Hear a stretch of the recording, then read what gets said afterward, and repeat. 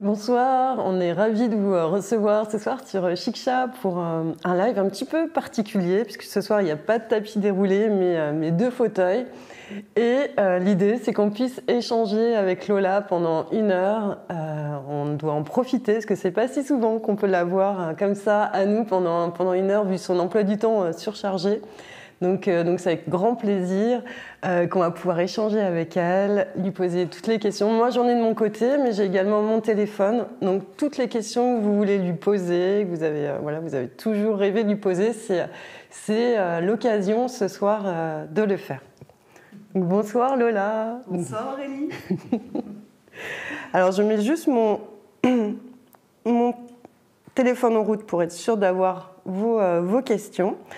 Alors quand j'ai préparé l'entretien, il faut tout vous dire, hein, on se connaît bien avec Lola, donc c'est toujours un peu plus difficile d'interviewer quelqu'un qu'on connaît bien, et j'ai essayé de trouver un angle d'approche pour discuter avec elle. Et c'est vrai, ce qui m'est tout de suite venu en tête, c'est un peu l'enfant prodige du yoga, l'enfant gâté. Je ne savais pas trop exactement quel terme avoir.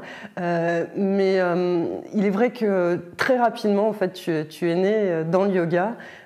Et je pense que c'est intéressant que tu puisses nous raconter tout ça, ta maman professeure, ta rencontre avec des maîtres spirituels très, très jeunes. Oui, alors déjà, bonsoir à tout le monde, et puis bonsoir Aurélie. C'est vrai que ça fait bizarre de se retrouver ensemble, mais en même temps, j'ai beaucoup de joie à partager ce moment avec toi. Et puis c'est vrai que même si on se connaît bien, on en apprend toujours, hein, même sur les êtres les plus chers et les plus proches.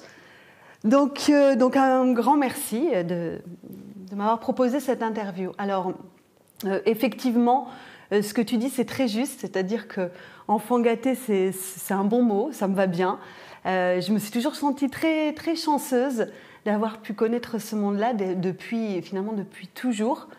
Et j'ai eu cette chance, alors oui, ma mère est professeure de yoga, et aussi j'ai pu baigner dans le monde spirituel, puisque c'est ça qui m'a beaucoup portée, encore plus que le yoga asana postural, et qui finalement j'ai commencé plutôt sur le tard.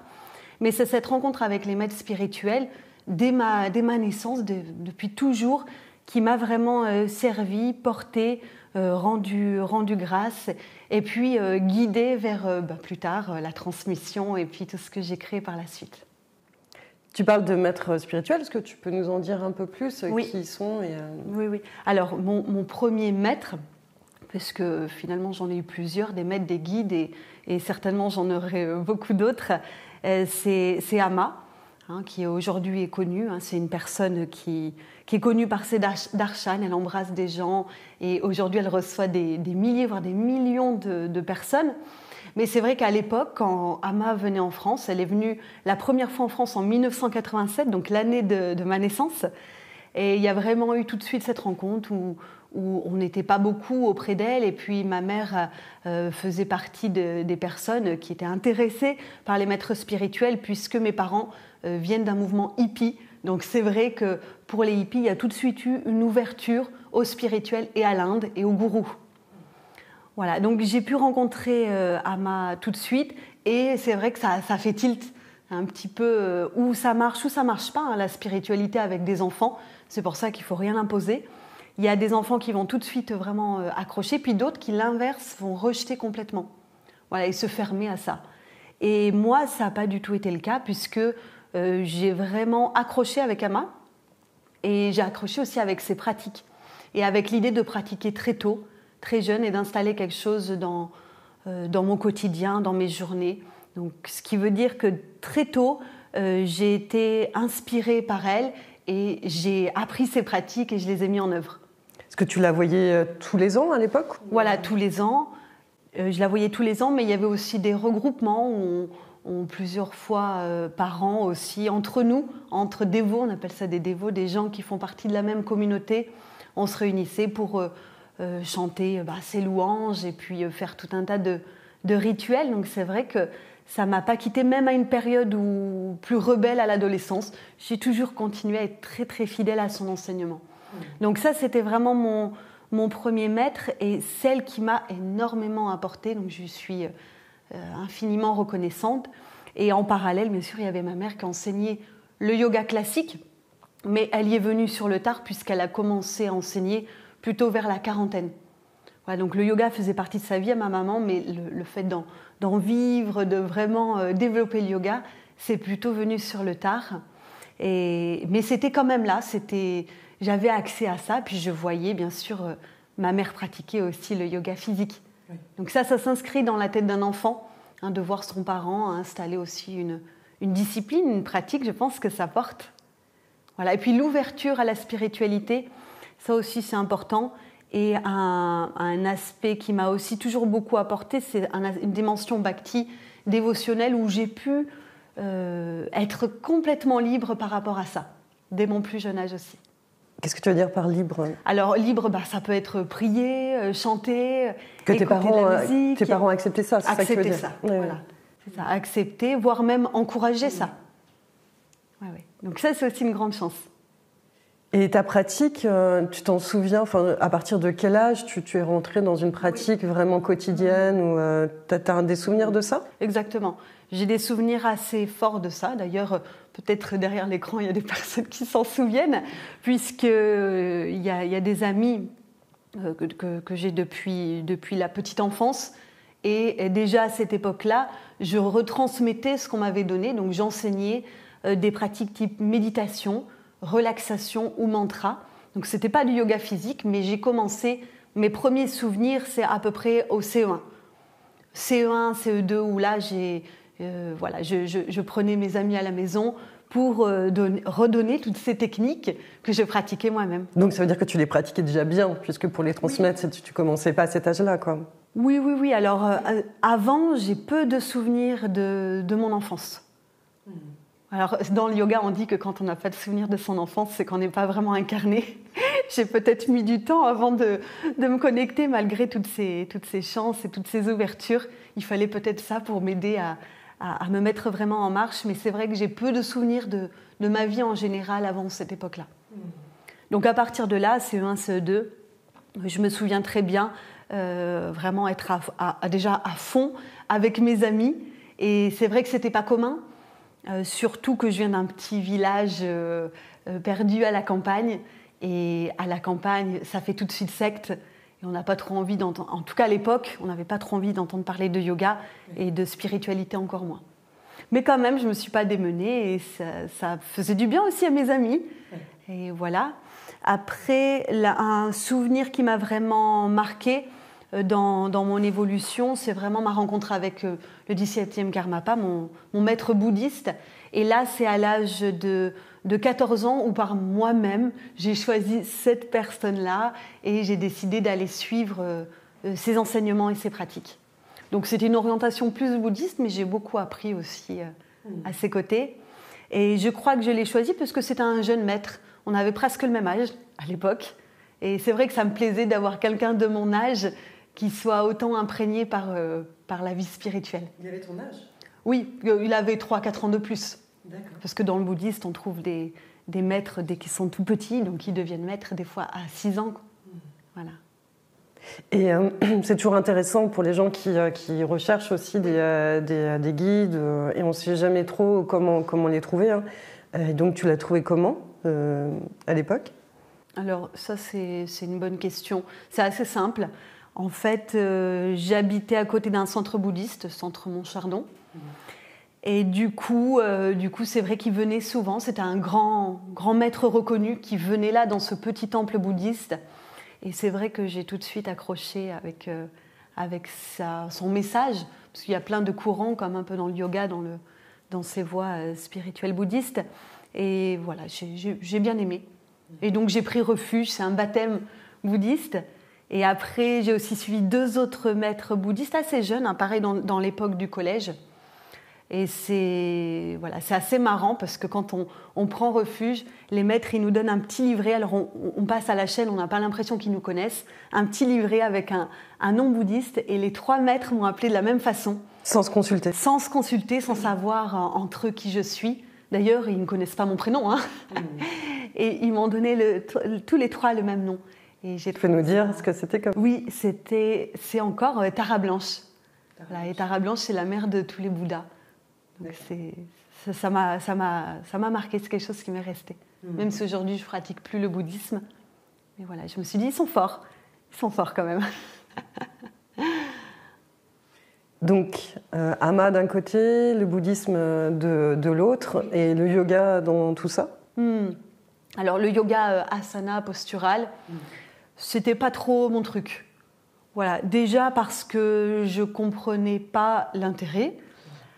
Aussi parce que c'était quelque chose que ma mère pratiquait, donc peut-être qu'il y a une petite phase rébellion, de ne pas faire complètement ce que nos parents adhèrent avec ce que nos parents font. Et puis aussi parce que le côté spirituel prenait tellement de place et me nourrissait complètement que je n'avais pas besoin. Et puis quand on est tout jeune, on n'a pas de problème physique, on a beaucoup d'énergie, on ne pense pas à cet entretien du corps que peut nous amener l'asana. Par contre, ça a commencé à venir, j'étais au lycée. Je n'ai pas fait de longues études, mais voilà, à peu près au niveau un peu avant le bac, on va dire, à peu près à cet âge-là, où là, je me suis dit, tiens, ça commence à être intéressant. Et tout de suite, dès que j'ai fait des asanas, pareil, il y a eu un coup de foudre et ça a accroché. Ça a été immédiat. Dès que je m'y suis vraiment je m'y suis tenue et ma pratique est devenue plus que régulière. Oui, parce que tu avais déjà à l'époque un corps qui te permettait cette pratique, puisque pour les personnes qui ne t'ont jamais vu pratiquer, tu as la chance d'avoir un corps très souple, voire hyper laxe. Est-ce que c'était déjà le cas à l'époque, ou c'est la pratique qui t'a amené J'ai quand même souvenir d'avoir toujours eu beaucoup de souplesse, mais le yoga m'a énormément aidé, le yoga asana. Après, comme je m'y suis mis dans ma pratique régulière au niveau des asanas, je devais avoir entre 16 et 17 ans. Bon, ça fait déjà un moment du coup, et j'avais pas fini de grandir, et du coup j'ai pu façonner mon corps avec ce travail-là. Ouais, mais c'est vrai que je m'y suis mis un petit peu sur le tard, mais je ressentais pas le besoin, et surtout j'avais pas compris ce qui se passait dans cette gymnastique si extraordinaire. Et qu'est-ce qui s'est passé suffisamment rapidement pour que tu puisses rester comme ça? Qu'est-ce que tu as compris Alors déjà, il s'est passé quelque chose, c'est que je me suis mis à vraiment pratiquer les asanas quand j'ai quitté mon domicile. Je l'ai quitté assez tôt, assez jeune, vers 15 ans et demi. Et c'est vrai que peut-être de plus voir ma mère pratiquer, c'est moi qui m'y suis mise. Voilà, et j'ai pris mon indépendance. J'avais besoin peut-être de structure, ou je ne sais pas. En tout cas, ça s'est mis en place. Et ça s'est très très bien mis en place. Et aussi, quand j'ai quitté ma mère, j'ai recherché par mes propres moyens un professeur de yoga, d'asana. Et c'est en suivant, j'ai commencé à suivre donc des cours collectifs. Et après, j'ai pris des cours individuels, qu'à partir de là aussi, j'ai commencé à être beaucoup plus régulière. C'est une émancipation. Et tu as suivi quels enseignements pour commencer ? Alors là aussi, j'ai pas trop cherché. Quand on habite au fin fond de la campagne, qu'est-ce qu'on fait? On prend un cours de yoga de son village, voilà, tout simplement. Donc j'ai commencé comme ça, et après je me suis dit bon, ça me convient pas trop, c'était un petit peu trop mollasson. Donc je suis allée dans le village d'à côté, et à un moment donné, j'ai trouvé un professeur de Vini Yoga, et c'est en rencontrant le Vini Yoga où là je me suis dit ça c'est mon truc. Ça c'est mon truc, parce que à l'époque, parce qu'aujourd'hui ma mère utilise vraiment la respiration dans son travail, mais elle vient d'un yoga qu'on appelle le Hatha Yoga, qui est très statique et où il y a moins l'accent sur le souffle. Et c'est vrai qu'avec la rencontre du Vini Yoga, où tout de suite on parle de la respiration, là ça m'a ramené dans la spiritualité. Et je me suis dit, si on fait du yoga avec une dimension spirituelle, ok, je vais en faire. Là ça me parle bien. Voilà, mais si c'est juste postural, gymnastique, c'est pas mon truc. Je préfère aller danser, je préfère faire même d'autres sports quelque part, mais pas du yoga. Donc en rencontrant le Vini Yoga et la respiration, l'accent sur le prana, finalement l'énergie vitale, je me suis dit là il y a quelque chose à creuser, et ça correspond à mon énergie aussi. Parce qu'on trouve un type de yoga en fonction de soi, finalement. Tu peux peut-être expliquer pour les personnes qui ne connaissent pas ce que c'est le Vini Yoga, d'où ça vient Oui, bien sûr. Alors, Vini Yoga, c'est pas vraiment ça qui est toujours complexe à expliquer, c'est que ce n'est pas un style particulier, mais on va mettre l'accent sur le travail subtil.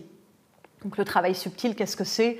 C'est notre corps d'énergie composé, on appelle ça des petits canaux, des nadis, et puis des chakras. Et tout ça, toute cette turbine, toute cette source incroyable d'énergie, elle est alimentée par cette force vitale qu'on appelle prana. Donc c'est donner l'importance dans notre pratique à ça, à cette énergie, cette source d'alimentation, plutôt qu'au corps grossier. Le corps grossier, lui, il subit le prana. Voilà, donc on en récupère comme on peut. On est un petit peu là à prendre nos rames, à essayer d'avoir de plus en plus, chercher notre énergie. Alors on fait plein de choses, on dort, on fait des régimes particuliers, on va voir des psychothérapeutes, on part en vacances. Voilà. Mais dans le yoga, on a tout ce qu'il faut, c'est-à-dire avec cette ressource de prana, eh bien, on arrive à la comprendre et puis à la canaliser de plus en plus dans ce corps grossier. Et là, du coup, on devient maître de notre propre énergie. Et ça m'a plu dans le Vini Yoga. Et donc, c'est un yoga après classique dans le sens où on va utiliser toutes les postures qui existent.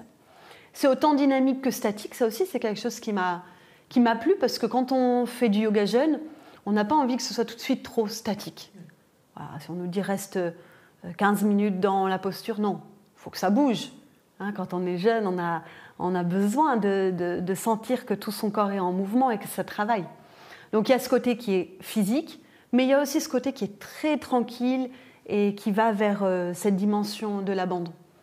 Donc je trouve que c'est équilibré comme jamais.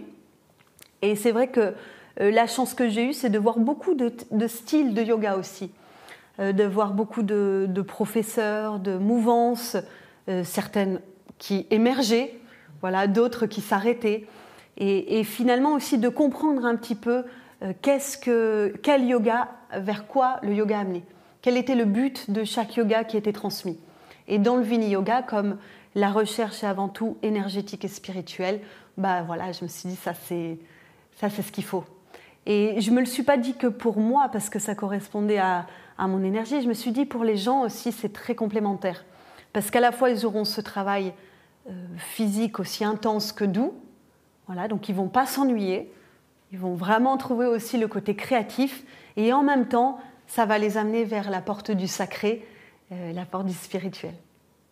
Donc voilà, pourquoi pas s'engager à fond dans cette tradition, et c'est ce que j'ai fait, puisque je suis toujours restée fidèle à Vini Yoga, tout en restant ouverte et en continuant à l'être, puisque régulièrement, j'essaie de découvrir d'autres formes de yoga. Mais bon, je crois que quand on tombe amoureux, pourquoi aller chercher ailleurs, Est-ce que tu es passée un peu par l'Ashtanga Yoga aussi, Oui, alors je suis passée par l'Ashtanga Yoga, qui m'a beaucoup servi pour renforcer mon corps. Parce que quand on est très souple, on a un problème. L'hyperlaxité, c'est trop dur. C'est qu'on manque de force musculaire. Et en Ashtanga, j'ai pu bien me muscler. Mais quand je faisais de l'Ashtanga, c'était toujours en parallèle du Vini Yoga. C'était par exemple, ma pratique à moi, c'était vraiment Vini Yoga. Mais une fois par semaine, je me faisais toute la série de Pattabhi Joy, la 1 ou la 2. Voilà, je suis allée jusqu'à étudier à Mysore la série 2. Voilà. Oui, parce que je pense qu'il est aussi intéressant de rappeler, c'est que dans le Vini Yoga, l'idée c'est qu'on puisse s'adapter aussi à l'âge du pratiquant et aux capacités. Donc, vu tes capacités, vu tes besoins, tu avais effectivement tout intérêt à aller vers ce genre de pratique à ce moment-là de ton... Oui, tout à fait. Et puis comme Pattabhi Joy est quand même un élève de Krishnamacharya, je me suis dit il y a des choses intéressantes à apprendre. Ça reste la même lignée. Simplement que Pattabhi Joy, il est resté à l'enseignement que nous on appelle Shrishti, c'est-à-dire l'enseignement des jeunes. Mais quand même, il y a du bon dans sa série. La série est très bien construite.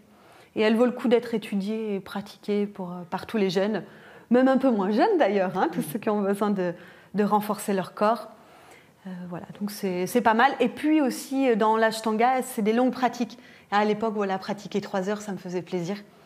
Donc là, pour faire la série, il faut bien 2h30. Si vous rajoutez un peu de technique méditative après, on arrive aisément en 3 heures. Donc j'ai mon téléphone, toujours. N'hésitez pas si vous avez des questions. C'est le moment. D'ailleurs, sur sur son parcours, mais également d'autres questions si vous avez. Donc là, on vient d'évoquer le début de ton parcours, ce qui est toujours... À chaque fois, je te pose la question, tu as quel âge? Parce que vraiment, pourtant on se connaît, mais je n'arrive jamais à me souvenir de l'âge de Lola. Et là encore, juste avant l'entretien, elle me rappelait qu'elle avait 34 ans, parce que elle fait tout très jeune. Et quand elle parle du yoga, on a déjà l'impression que sa carrière est longue derrière. Et effectivement, c'est déjà le cas pour quelqu'un de 34 ans. Donc, tu commences ce yoga plus asana et plus pranayama à partir de 17-18 ans. Mais en fait, très rapidement, tu vas commencer à enseigner, alors pas juste à tes amis, hein, mais vraiment à enseigner dans le cadre de formation professionnelle. Exact. Alors, c'est vrai que ça allait assez rapide. Il faut savoir donc que j'ai passé un bac dans le social. Et quand je passais ma dernière année de bac, donc je suis tombée enceinte de mon premier enfant. Et du coup j'ai arrêté les études. Bon, en même temps, c'était voulu aussi. Hein, c'est pas du tout négatif ce que je dis. Mais avec mon petit bébé, donc là, je commence à bien faire du yoga. C'est venu un peu tout seul.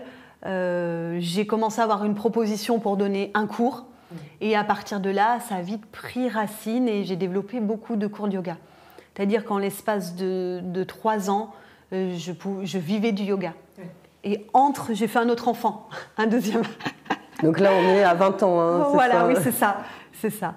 Et j'ai jamais cherché un cours. C'est-à-dire qu'à chaque fois, on est venu me chercher pour me dire, tiens, là, il y a ça, il y a ce projet, enseigne. Donc ça allait très vite et en même temps, je ne cherchais pas.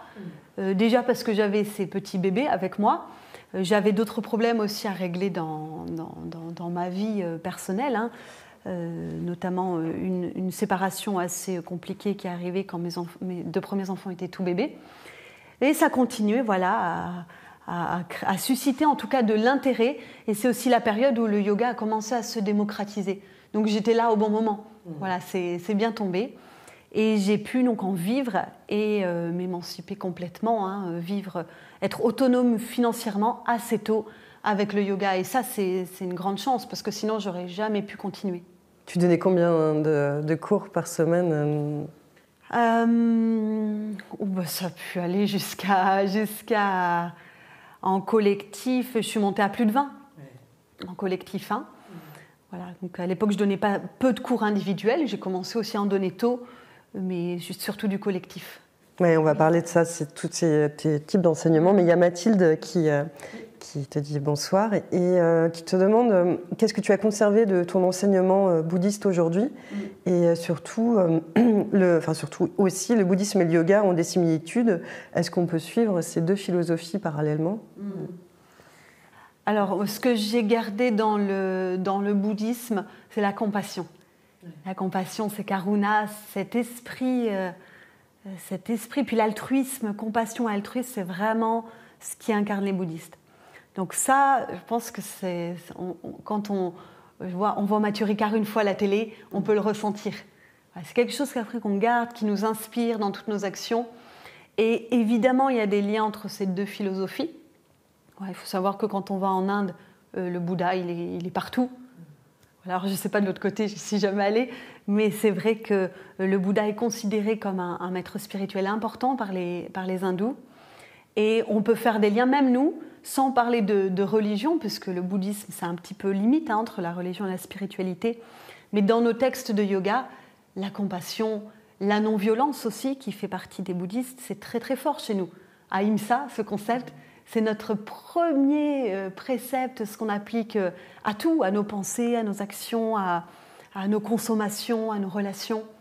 Donc voilà, il y a vraiment des liens. Et oui, on peut pratiquer le yoga et être bouddhiste. C'est pas du tout contre-indiqué. D'ailleurs, je crois qu'on peut faire toutes les religions du monde en pratiquant le yoga. Et ce que je peux dire, ce que me témoignent les autres, c'est que le yoga ravive la flamme de la foi. Donc, plus on a de l'amour dans une tradition, dans une religion, et plus vous faites du yoga, plus c'est décuplé. Ben oui, parce que nos techniques ouvrent le cœur. Donc si déjà on a des prédispositions pour l'amour envers les uns et les autres, eh bien, si vous ouvrez encore plus cette grotte de l'amour, vous allez voir que ça va rayonner de partout. Et tout autour et en vous et aussi voilà, autour de vous. Oui, et c'est ce que tu transmets clairement à tes élèves. Je peux le garantir, oui. Donc tes enseignements que tu commences en collectif, oui. Mais dans le Vini Yoga, il y a une dimension qui est importante et je pense que c'est intéressant d'en parler parce que c'est vraiment pas le cas de toutes les traditions de yoga, la dimension individuelle. Oui. Alors il y a aussi quelque chose dans mon histoire qui est important, c'est par rapport à la souffrance. C'est que j'ai une vie un petit peu particulière où j'ai eu beaucoup de chance de rencontrer la souffrance et la déchéance humaine. Non, mais c'est vrai, c'est quand même important d'avoir cette vision-là de la vraie souffrance, de la vraie misère humaine. Et ça m'a touchée. Et je me suis dit, les gens, ils ont besoin d'un accompagnement pour sortir de cette souffrance. Et quoi de mieux que l'individuel ?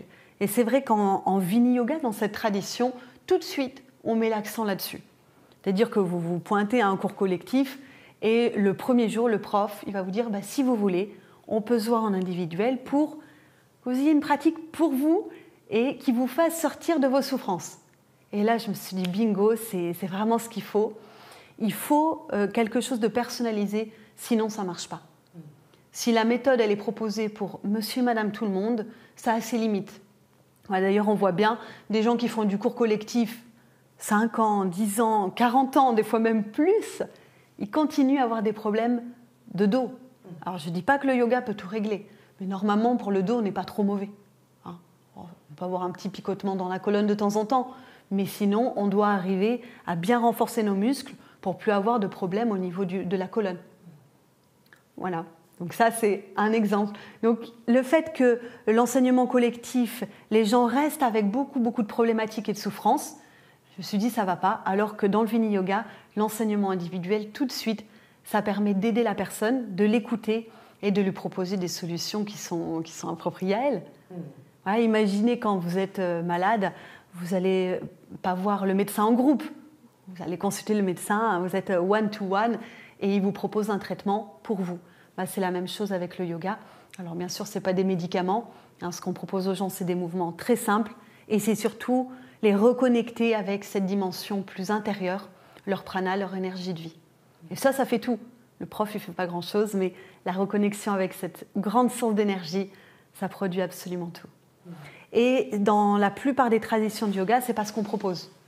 On propose l'enseignement que moi j'appelle l'enseignement Club Med, c'est-à-dire voilà, on vient faire son cours de gym, on écoute le prof et puis quand on sort, hop, il n'y a plus rien qui se passe. Alors pas chez tout le monde, il reste des petites graines quand même, heureusement, ne soyons pas trop pessimistes, mais il n'y a que dans l'individuel que la personne commence à se transformer. En tout cas, selon ma vision et mon expérience, c'est ce que je vis aussi tous les jours avec les gens. Et donc, tes enseignements collectifs, tes enseignements individuels, ta formation professionnelle aussi, tu formes des professeurs de yoga ? Oui, alors ça arrivait assez tôt, à l'âge de 22 ans. Ça arrivait très tôt. Je ne sais pas si j'étais prête pour faire ça si vite, mais ça s'est fait. Voilà. Et quand même, aujourd'hui, ça me permet d'être meilleure en tant que formatrice, parce que j'ai un peu plus de bagages. Mais c'est vrai que ce qui m'a toujours marqué, un peu moins maintenant, parce que je vieillis quand même, c'est de me retrouver moi très jeune avec des gens beaucoup plus âgés et à enseigner le yoga. Alors ça me faisait déjà cet effet quand j'étais en cours collectif classique, et quand j'ai commencé à former des professeurs, là l'effet a été décuplé.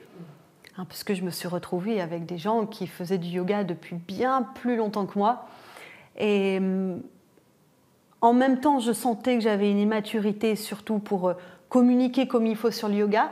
Mais d'un autre côté, je sentais que j'avais la maturité intérieure pour le faire. Donc c'était assez paradoxal. J'étais entre ces deux sensations en moi. Aujourd'hui, j'ai moins la sensation d'immaturité et de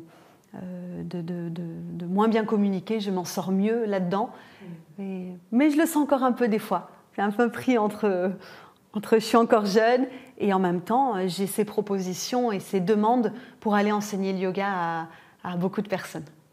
Et justement, cette place qui est grande chez toi de l'enseignement, de la transmission, puisqu'on n'a encore pas parlé de Shiksha, mais c'est aussi une autre façon pour toi d'enseigner. Quelle est sa place dans ton propre chemin de yogini? Une place énorme, énorme puisque déjà j'ai compris qu'enseigner c'était une pratique. Voilà, donc avant je me plaignais de ne pas avoir assez de temps pour ma propre pratique et finalement j'ai compris que le don qu'on doit développer pour être vraiment là tout le temps pour nos élèves et le faire sincèrement, c'était la compassion. La compassion en action. C'est ça, la meilleure qui existe finalement. Plus que tous les blablas qu'on peut se rencontrer dans le yoga, parce qu'il y a aussi une partie sombre dans ce milieu. Et du coup, ça a pris beaucoup de place dans ma vie, comme j'ai toujours enseigné beaucoup. Bah, voilà. Et même encore aujourd'hui, je passe une bonne partie de mes journées, de mes week-ends et de mes semaines de vacances, à enseigner. Et aussi, ce qui est très étonnant, comme quand j'ai commencé toute jeune, où les gens venaient à moi, aujourd'hui, quand je pars quelque part, que je suis vraiment officiellement en vacances, eh bien, on va quand même me demander d'enseigner. Voilà, c'est... T'as une anecdote à nous raconter par rapport à ça? Une anecdote, je vais faire le chemin de Compostelle avec ma belle-mère. Paumée, on se dit sur le chemin de Compostelle, il n'y a personne. Et bien même sur le chemin, je me retrouve à donner des cours. Voilà, et là on se dit non, mais quand même, c'est sans fin. Et si on veut se cacher au fin fond d'une grotte, les élèves viendront nous trouver. C'est pas possible. Voilà, alors je prends ce qui vient, ou même des fois aussi quand je pars avec mon mari en vacances, où on me demande d'enseigner, ben j'y vais, c'est pas grave. Hein. S'il faut que je fasse un cours, que ce soit sur le chemin de Compostelle ou au bord d'une piscine au club de vacances, eh bien je vais le faire. Ça me fait plaisir. Parce que pour toi, c'est inimaginable dans ton parcours de pratiquer le yoga sans le transmettre. C'est impossible. C'est impossible. C'est ce que je fais depuis finalement toute petite. Voilà. C'est impossible parce que vous rencontrez quelque chose de merveilleux, vous ne pouvez pas le garder pour vous. Voilà. Bon, sauf si mon mari, je ne vais pas le partager à tout le monde, mais sinon, pour le reste. Oui. Aussi, je pense que j'ai une nature généreuse. Donc cette nature-là me permet, et ça, je remercie mes parents qui m'ont appris le don et le partage. Et cette nature me permet facilement aussi de transmettre le yoga. Mais c'est vrai que cette porte vers la spiritualité, elle est tellement précieuse que pourquoi s'en priver? Voilà, c'est vraiment mon rêve qu'un maximum de personnes pratiquent le yoga. C'est mon objectif. Et peut-être que tu peux parler de Shiksha, justement, par rapport à ça, dans cet objectif. Exactement. Shiksha, c'est pour moi l'idée de dire, ok, si on peut donner un cours de yoga à 30 personnes, pourquoi pas le faire à 3000 personnes en même temps? Bon, je ne sais pas si vous êtes 3000 ce soir, mais ça viendra. Ouais. C'est de démultiplier l'enseignement, finalement, parce que on peut faire un cours et puis toutes les personnes qui parlent français dans ce monde le reçoivent au même moment. Donc imaginez l'énergie qui est créée par les pratiques, c'est absolument dingue. Donc oui, Shiksha est vraiment venu de cette idée de donner au plus grand nombre. Et puis de l'ouvrir aussi. Parce qu'il faut se mettre à nu quand on crée une plateforme, c'est pas si évident, il faut aussi trouver à donner avec son cœur et à ce que les gens ressentent derrière l'écran, cette ouverture de cœur. Donc c'est pas si évident, c'est beaucoup d'énergie, beaucoup d'investissement, mais je crois que ça en vaut la peine. Parce que tu as aussi à cœur de transmettre ce yoga, alors, authentique, c'est toujours compliqué de dire, parce qu'il y a beaucoup de traditions différentes, oui. Mais quelque chose justement qui lie vraiment cette approche physique, mais pas que, avec la spiritualité, c'est ce qui compte aussi pour toi. Alors pour moi, tous les yogas sont bons du moment où il y a l'ouverture vers le sacré. Ouais, sinon, je ne sais pas ce que c'est. Aujourd'hui, c'est très fashion, très tendance de faire du yoga anatomie, où on a l'impression qu'on est chez le kiné quand on fait sa pratique. mais ça parle en rien de cette source d'amour inconditionnel qui est présente en nous. Et si le yoga ouvre pas le cœur, à quoi il sert? Alors oui, l'aspect mécanique, mais c'est tellement limitant par rapport à ce qu'on peut rencontrer. Et quand on rencontre cette source sacrée, c'est pas quelque chose qui est utile juste quand on pratique, c'est quelque chose qui nous inspire tout au long de notre journée. Et c'est cette confiance que le yoga nous insuffle, on la perd plus, elle est là, on peut pas tomber dans les abîmes, on peut plus tomber dans la souffrance. Alors peut-être de temps en temps, mais on peut pas y rester, parce qu'on sait que tout ce qui arrive sur cette terre, à l'origine, il y a cette source d'énergie qui est incroyable et qui n'est que pur amour. Donc voilà, pour moi, tous les yogas sont bons du moment où ils amènent à cette ouverture spirituelle. Sinon, il ne faut pas l'appeler yoga, c'est pas que c'est mauvais, c'est que c'est autre chose. Voilà, c'est autre chose. Et c'est vrai qu'il y a beaucoup de confusion et aussi un attrait vers quelque chose de moins spirituel, de moins sacré. Mais ça, c'est le monde de 2022 qui veut ça. Après, est-ce qu'il faut aller là-dedans? Chaque professeur fait ses choix. Donc moi, j'ai choisi de défendre vraiment et de parler de ces valeurs spirituelles aux gens qui pratiquent avec moi, aux gens que je forme. Et après, il y a plusieurs choix possibles. Après, il faut bien faire des choix dans la vie, hein, et s'y tenir, sans se laisser influencer par la société. Maintenant, j'aimerais bien qu'on aborde ta pratique aujourd'hui, mais je voulais juste vous rappeler que vous pouvez vraiment en profiter, c'est le moment. Ouais, allez-y, posez un peu des questions. Voilà, n'hésitez pas. Ouais. Là, tu viens d'évoquer le fait que pour toi, le yoga, c'est cette ouverture de cœur. Est-ce que c'est ta vision du yoga aujourd'hui, avec ces années de pratique? Voilà, pour toi, le yoga, qu'est-ce que c'est? Oui, alors pour moi, le yoga, c'est ça, c'est se connecter à l'amour inconditionnel. Et c'est pour ça qu'il n'y a pas forcément besoin des asanas. Et que asana, les postures, c'est une technique qui permet d'aller approcher, ressentir cette vibration de cœur. Mais on peut le faire juste en respirant en conscience, juste avec une concentration. Tous les autres membres du yoga, ça marche très très bien. Donc ça, pour moi, c'est vraiment la définition du yoga, c'est cette rencontre avec l'amour inconditionnel. Finalement, ta vision, elle n'a pas beaucoup évolué depuis le début. Tu es toujours restée sur cette vision. Oui, c'est vrai que je suis toujours restée sur cette vision. J'espère que je ne suis pas trop fermée, du coup.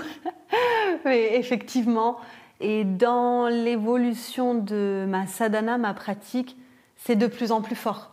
Donc c'est comme une évidence.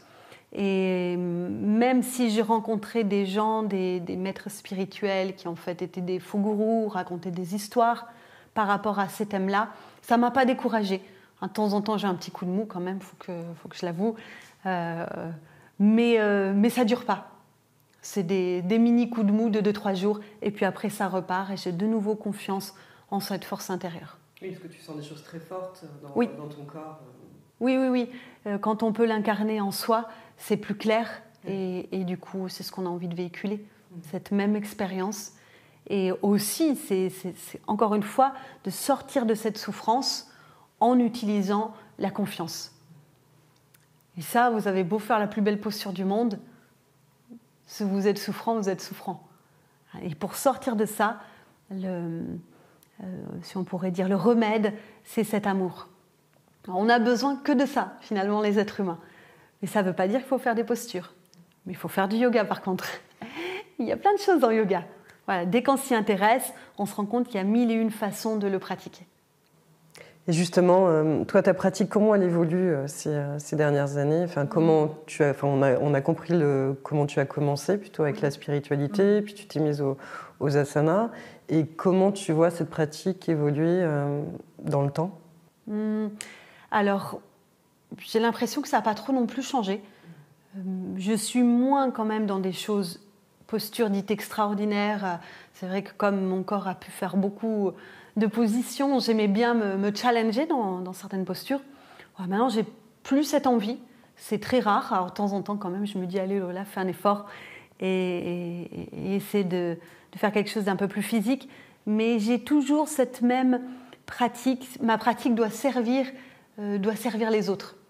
Donc, je me dis, tiens, Qu'est-ce qu'il faut que je fasse pour servir les autres? Il faut que je lâche mon ego. Donc dans ma pratique, j'essaie quand j'expire, je récite un mantra qui me permet de m'oublier. Voilà. Et je pratique toujours comme ça, avec des intentions qui me permettent d'aider après les autres dans la transmission qui vient dans la journée. Enfin, j'essaye. Je fais de mon mieux en tout cas. Donc il y a cette dimension à chaque fois d'abandon et de ne pas se laisser dominer par son ego. Et c'est pas évident parce qu'il reprend souvent le dessus, hein, même dans les postures.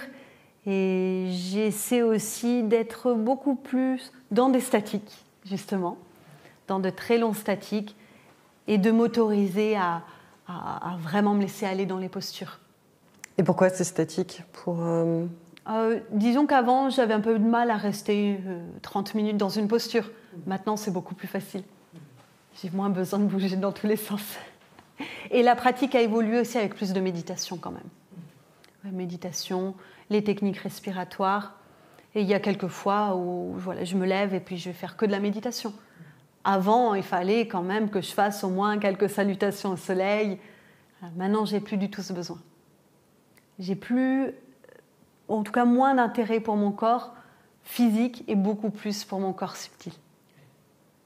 Mais j'essaie de trouver un équilibre parce qu'attention, quand on est trop dans le corps subtil, je me suis rendu compte aussi que si je méditais trop, eh bien, j'étais déconnectée de la réalité. On est après un peu toute euphorique, on est dans son monde de méditant, dans son monde de yogi, mais j'ai quand même des enfants à gérer, des élèves à accompagner et des responsabilités. Donc je fais attention, j'essaie de bien mixer. Une question de Lolo qui dit bonsoir, lorsqu'on ne sent plus l'amour en nous, que l'on peut observer notre propre côté sombre, comment l'aborder? Alors ça c'est très bien parce qu'il y a deux faces d'une même personne. Et d'ailleurs, un de nos professeurs, Krishnamacharya, il avait pour habitude de dire plus la personne a la lumière, plus elle a d'ombre. Donc plus on expérimente l'amour, la joie, tous les bons sentiments, et plus on va aussi ressentir notre propre noirceur et notre ego. Voilà. Donc eh bien après, ce qu'il faut faire quand on observe la noirceur, c'est pas lui donner trop d'importance, et ça veut pas dire occulter cette partie, parce que sinon c'est un petit peu comme un chien, si vous lui courez après, enfin si vous courez après, faut s'arrêter pour qu'il s'arrête aussi. Donc il faut le regarder en face. Et bien là c'est la même chose avec sa noirceur, il faut lui dire stop, la regarder, et après c'est un boulot intérieur, mais c'est le boulot de toute une vie, observer sa noirceur. Alors il y a des fois il y aura des petits loupés, la noirceur sort, et bien tant pis, on se pardonne. Ne pas s'en vouloir, ne pas se culpabiliser, puisque de toute façon ce phénomène il se manifeste chez tous les êtres humains, même les plus éveillés, les 10 maîtres spirituels. J'ai pu en faire l'expérience, où j'ai été très déçue d'apprendre certaines parties plus obscures de mes propres gourous, de mes propres maîtres. Donc voilà, c'est quelque chose d'universel, il ne faut pas trop s'en faire. Et est-ce qu'un jour l'amour prendra le dessus par rapport à la noirceur? Alors ça, je n'ai pas la réponse. Quand on voit des fois ce qui se passe dans le monde, en allumant les infos ou même tout ce qu'on voit avec l'actualité, on peut se poser des questions. Mais notre pratique peut nous servir en tout cas à nous équilibrer. On en a témoigné plusieurs fois toutes les deux. Des fois on n'est pas bien, on sent qu'on a des phases colériques ou un petit peu dépressives, ou on se remet à stresser et paf, on fait une méditation d'1 heure et là, tiens, ça disparaît. En fait, ça n'a pas vraiment disparu, ça s'est juste apaisé. Certainement que ça va ressortir et on aura à retravailler. Et puis, il y a aussi vraiment dans cette philosophie du yoga, ce que ça m'a amené, c'est de se dire que la souffrance est autant positive que l'amour et la joie. Dans les deux cas, on se transforme. Et quelquefois, on a besoin de la noirceur, d'autres fois, c'est la lumière. Si on est trop dans la lumière, trop de rayonnement, on va s'ennuyer. Il nous faut un petit coup de bâton de temps en temps pour aussi se remettre les idées en place. Et on a été malades, toutes les deux, il y a la semaine dernière, et tu me partageais l'idée de la maladie avec l'humilité, et je te rejoins tout à fait. Voilà, on est là, on fait du yoga, on a plein d'énergie, on se sent bien, on a un corps qui va bien, on n'a aucun problème physique. Et du coup, on se dit, ouais, je suis trop fort, je suis un sacré yogi. Et puis, tac, on se prend une grippe et là, on est cloué au lit pendant une semaine. Donc, c'est ça, c'est la noirceur. De temps en temps, elle revient aussi pour calmer certaines ardeurs intérieures. Donc, on peut dire merci à la noirceur. Merci la souffrance. Merci la souffrance. Il y a Françoise qui te demande s'il est important que les professeurs de Shiksha aient la même philosophie que toi. Et est-ce que Shiksha ira dans ce sens? Alors, merci Françoise pour ta question. Si je dis oui, il faut que tout le monde ait ma philosophie, comprend bien que là, je vais faire un petit peu gourou. Voilà, on va m'appeler Gourou Lola. Ça, c'est pas une bonne idée du tout. Donc non, je pense que c'est bien de voir plein de points de vue et de toujours garder l'ouverture. D'ailleurs, comme je l'ai partagé, moi-même, je continue à aller étudier auprès de personnes qui, des fois, ont des intérêts très différents du mien dans la spiritualité ou dans le yoga. Mais après, soi-même, on fait un choix. Et Shiksha, on propose plein de professeurs, mais certainement que vous allez vous dire, tiens, moi, je préfère étudier avec telle personne parce que ça correspond à ma vibration et à ce que je considère juste dans le yoga. Voilà. Donc vous allez aussi faire un tri sur Shiksha, mais c'est à vous de le faire. Non, moi j'aime bien quand même qu'il y ait plein de points de vue, plein de modes de pensée, de styles de yoga, d'ouverture. Et j'invite toujours mes élèves à rester ouverts, mais rester dans leur chemin. Et après, il faut faire un choix.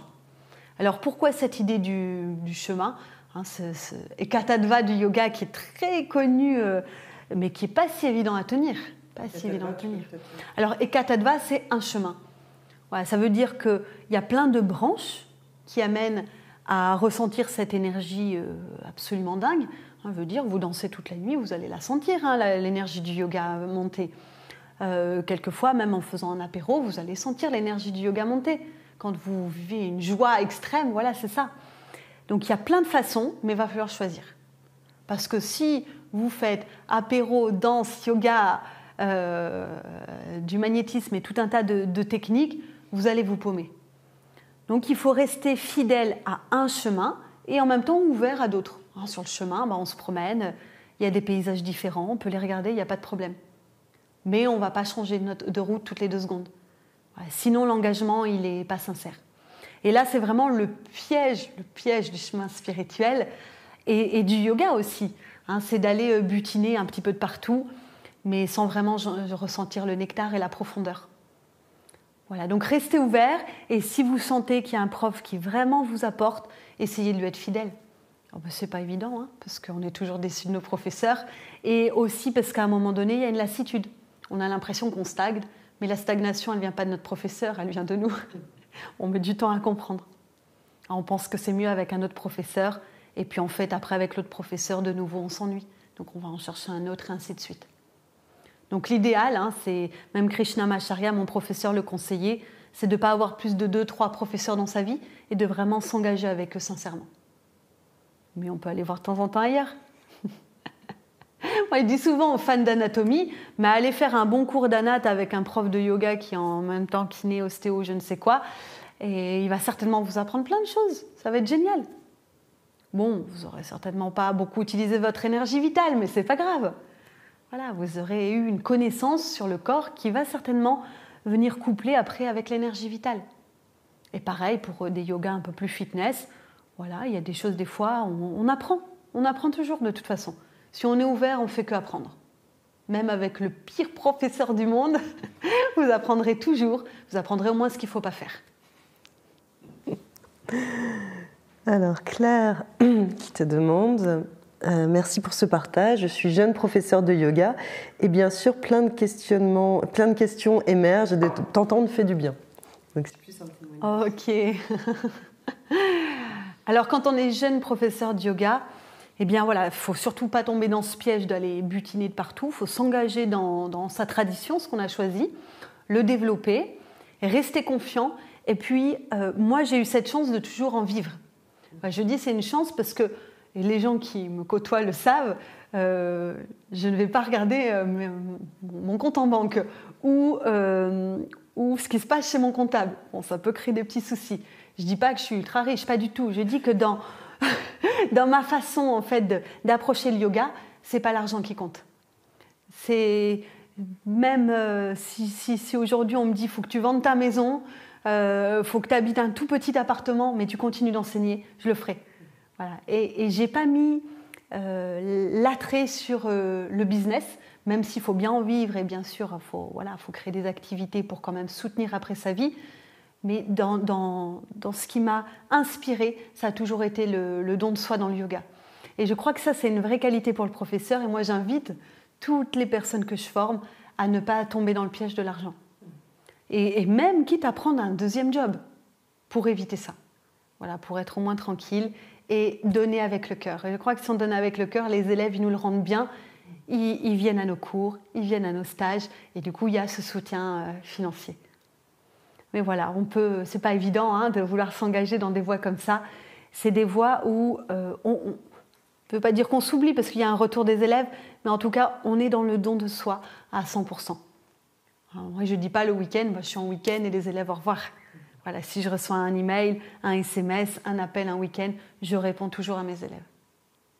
Et je fais avec beaucoup de plaisir. On peut se dire que c'est un petit peu extrême d'être comme ça.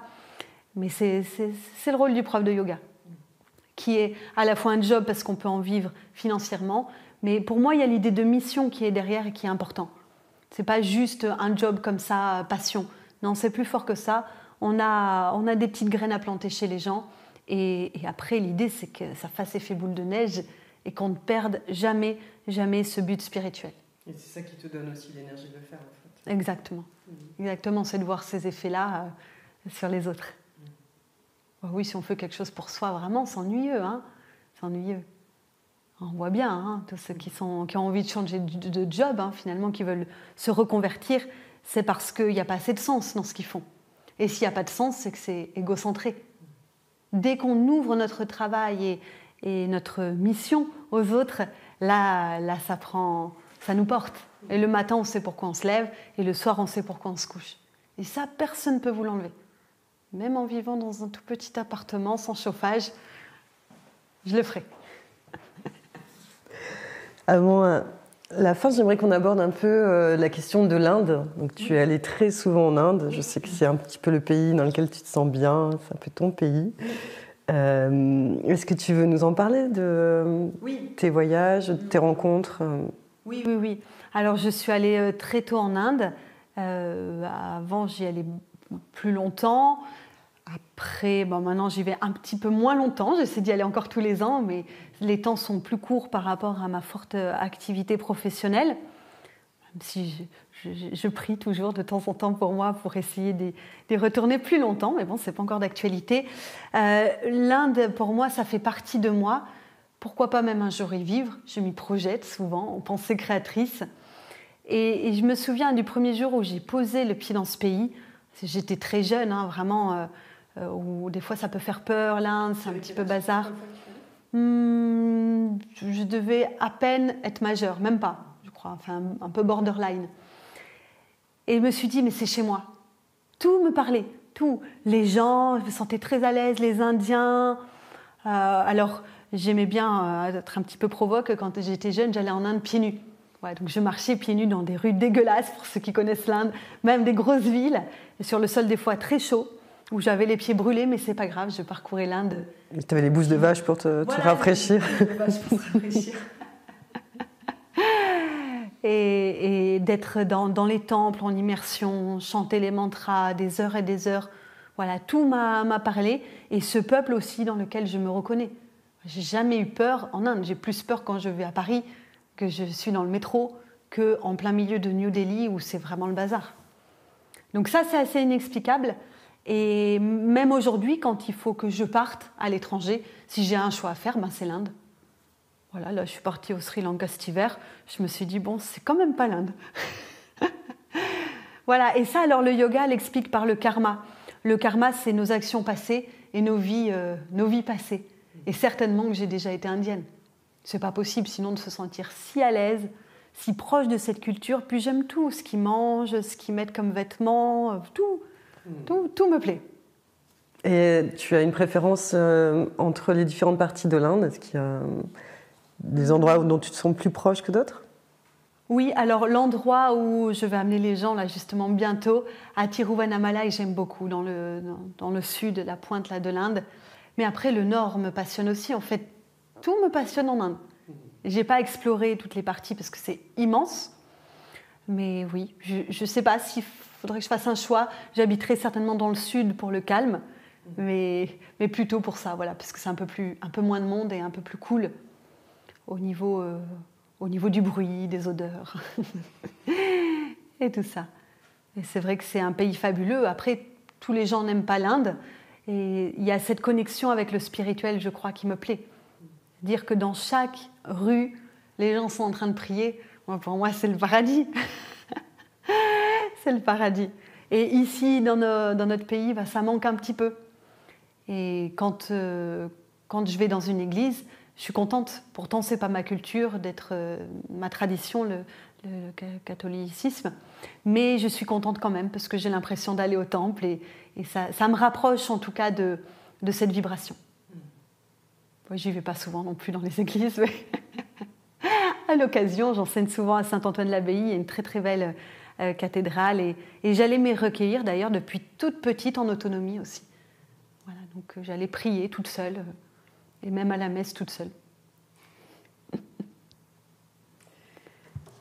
Il y a Françoise qui dit que tu as une énergie incroyable, mais est-ce que quand même, rassure-la, de temps en temps, tu te sens pas un peu moins bien? Et qu'est-ce que tu prends, qu'est-ce que tu as comme remède pour quand tu vas pas bien? Alors c'est vrai que j'ai beaucoup d'énergie, mais tu vois, la semaine dernière, j'ai eu la grippe. Je t'assure que j'étais au fond de mon lit. Hein. Ah, c'est rassurant ça. Entre deux cours, je donnais cours, et quand je donnais pas cours, je me couchais. Bon, tu as quand même donné cours. Mais... J'ai quand même donné cours, oui. Je me suis pas mis en arrêt. Non, sinon quand je suis pas malade, c'est vrai que j'ai pas mal d'énergie, mais ça a toujours été. C'est-à-dire qu'on peut se dire, est-ce que c'est le yoga qui a créé ça? Je pense pas. Là, je dois dire merci à mes parents. C'est certainement quelque chose dans l'ADN qui fait que j'ai cette énergie. Mais effectivement, oui, je m'en suis rendu compte assez tôt. Assez tôt. Et quand je vais pas bien, qu'est-ce que je fais? Alors, ma technique, c'est une petite série. Je me mets en mode canapé, couette, et je regarde la télé, mais quelque chose qui n'a rien à voir avec la spiritualité ou le yoga. Je prends une série bien débile, et ça me fait du bien. En mangeant des barres chocolatées, des chips. En mangeant des barres chocolatées, des chips, tout ce qui n'est pas yoga. Voilà, ça j'adore. Oui, je suis bien capable de m'acheter une boîte de réglisse et de la manger devant une série débile. Alors, c'est pas quelque chose que je fais souvent, mais ça peut m'arriver une fois dans l'année. Il y a Claire qui demande, est-ce que tes enfants pratiquent? Alors, ça, c'est une bonne question. Donc, on va partir du plus grand. Allez, mon fils aîné, écoute, là, il a fait une bonne session avec moi depuis le début de l'année, où il se levait le matin avant d'aller au lycée. Donc, il se levait à 5h20, entre 5h20 et 5h30. Et puis, il a fait 20-25 minutes de pratique avant d'aller au lycée, là, avec moi. Donc ça, il fait ça depuis cette année. Donc ça, c'est le grand. Celui du milieu, plutôt en phase rebelle en ce moment, voilà, donc non. Et puis, mais elle a déjà fait du yoga avec moi. Il y a même des vidéos que j'ai produites avec elle. Et d'ailleurs, j'ai un scoop, elle sera bientôt sur Shiksha pour donner des cours pour les ados quand même. Et le petit dernier, écoute, pas plus tard qu'hier, on tournait des vidéos pour autre chose ensemble. Et demain, je vais dans son école. On va faire un spectacle de yoga d'ailleurs pour les parents. Faire du yoga aussi avec lui. Donc pour les enfants, je les ai jamais forcés. Il faut que ça vienne d'eux. Sinon, ça ne marche pas. Voilà. Par contre, je leur parle des valeurs spirituelles et je les ai emmenés en Inde, bien sûr, et aussi dans des endroits avec des maîtres spirituels où il y a des enseignements. Voilà, un petit peu comme ce que j'ai reçu moi. Enfin, je sais qu'à un moment donné, tu faisais des pratiques spirituelles, qu'il y avait des pratiques spirituelles à la maison. Oui. Est-ce que c'est des choses que tu continues toujours? Moins. Non, je fais moins. Déjà parce que quand ils sont tout petits, c'est facile de leur dire « allez, on chante ensemble ». Et après, en face d'ado, « allez, on va se faire un petit Om Namah Shivaya ». Ils sont un petit peu moins chauds pour ça. Bien que si on les met dans le bain, ils seraient partants. Mais voilà, et puis je vous avoue que moi-même, j'ai moins de temps aussi à leur consacrer. Ça, c'est une réalité. Hein. On peut pas être de partout. Donc je suis plus présente des fois avec mes élèves qu'avec mes propres enfants. Alors, Carole qui te dit « Merci infiniment pour ce partage, tu es très inspirante. Shiksha est une plateforme d'une qualité incroyable qui me guide quotidiennement dans ma pratique. Merci pour tout. » Et Nat qui dit « Merci beaucoup pour ce partage, tu es rayonnante, ça fait tellement plaisir. Merci beaucoup. La plateforme Shiksha est très enrichissante, que du partage et tellement d'amour. Merci à vous. » Ah, c'est trop gentil. On a vraiment créé ça pour vous. D'ailleurs, Aurélie est aussi créatrice de Shiksha. Donc c'est vrai qu'on met beaucoup d'énergie, beaucoup de cœur à créer Shiksha, et on a encore plein de surprises pour vous. Et puis n'hésitez pas à nous faire des retours aussi, à nous faire des propositions. C'est vrai que nous, on est à l'écoute de nos élèves. Et l'idée, c'est qu'il y ait cette ouverture, à la fois pour le yoga normal, un classique postural, mais aussi spirituel avec toutes les masterclass. Voilà, j'espère que vous pouvez en suivre régulièrement. Et on essaie d'aller trouver des acteurs du yoga français qui ont vraiment un message à faire passer. Voilà, quelque chose d'important à dire pour continuer aussi, faire perdurer cet enseignement. Et aujourd'hui, quoi de mieux que la vidéo ?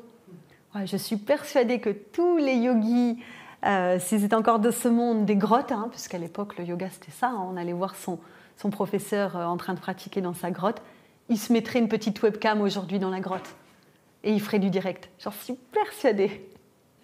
Surtout les Indiens, ils adorent toutes ces technologies. Ouais, donc ça modernise l'enseignement d'utiliser la vidéo et ça nous permet d'être en lien avec beaucoup plus de personnes en même temps. Donc tant mieux si ça vous plaît, franchement, on est trop contents. Merci beaucoup Lola et merci à vous pour vos questions, pour votre présence et voilà, bonne soirée. Merci à Aurélie de m'avoir consacré ce temps, c'était un vrai plaisir. Et merci beaucoup à vous pour votre écoute, merci.